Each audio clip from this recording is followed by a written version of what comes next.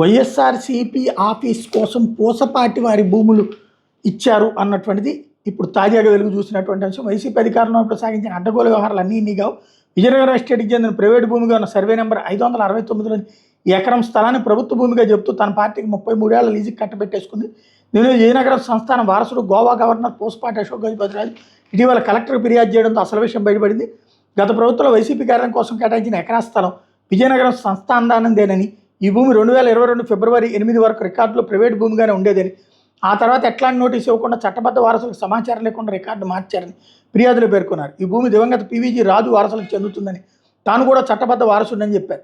విజయనగరం సంస్థానానికి 1000 ఎకరాల భూములు ఉన్నాయి. స్వాతంత్రం అనంతరం సంస్థానాల విలీన ప్రక్రియ అవన్నీ ప్రైవేట్ ఆస్తులుగా మారి అశోక్ గజపతిరాజు తండ్రి పీవీజీ రాజు ట్రస్టీగా మారారు. ఆయన పర్యవేక్షణ సంరక్షణలో మాన్సాస్ ట్రస్ట్ పేరుతో భూముల బదలాయింపు జరిగింది. మహారాజుపేట సర్వే నెంబర్ 569 సర్వే రికార్డులో 4 ఎకరాల 76 సెంట్ల భూమి మొదటి విజయనగరం ఎస్టేట్కి చెందిన ప్రైవేట్ భూమిగా ఉంది. 2022 జనవరి 28న అప్పటి టౌన్ సర్వే డిప్యూటీ ఎగ్జిక్యూటివ్ ఇంజనీర్తో కలిసి వెళ్ళి తనిఖీ చేసిన తర్వాత అది ప్రభుత్వ భూమి అంటూ అప్పటి తహసీల్దార్ ప్రభాకర్ రావుకి కలెక్టర్ సూర్యకుమారి నివేదిక ఇచ్చారు.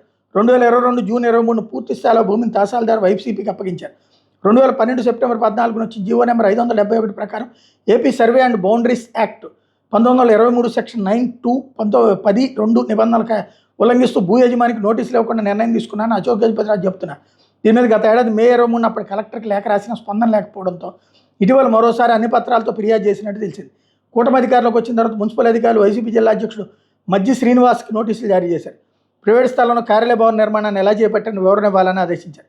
అయినా వైసీపీ నేతల నుంచి స్పందన లేదు.